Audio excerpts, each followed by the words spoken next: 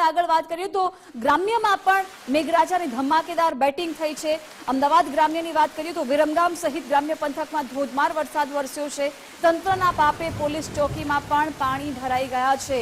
અત્યારે લોકોને હાલાકીનો સામનો કરવાનો વારો આવ્યો છે। તંત્ર પ્રી મોન્સૂન કામગીરીના દાવા તો કર્યા હતા, પરંતુ પોકળ સાબિત થઈ રહ્યા છે। ખુદ પોલીસ ચોકી વિસ્તારમાં જ પાણી ભરાઈ ગયા છે અને લોકોએ, વાહન ચાલકોએ અત્યારે મુશ્કેલીઓનો સામનો કરવાનો વારો આવ્યો છે। વિરમગામમાં વહેલી સવારથી જ વરસાદી માહોલ જામ્યો હતો। ભારે વરસાદ અહીં પડ્યો છે, પરંતુ આ વરસાદની વચ્ચે નીચાણવાળા વિસ્તારો પાણીમાં ગરકાવ થયા છે।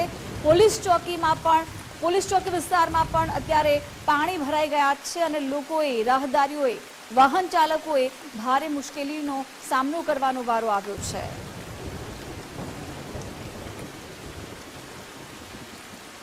વિભાગની આગાહી મુજબ વિરમગામ શહેર અને ગ્રામ્ય વિસ્તારની અંદર વહેલી સવારથી ધોધમાર વરસાદ વરસી રહ્યો છે, ત્યારે ઘણા એવા નીચાણવાળા વિસ્તારો છે જ્યાં આગળ વરસાદી પાણી ભરાયા છે।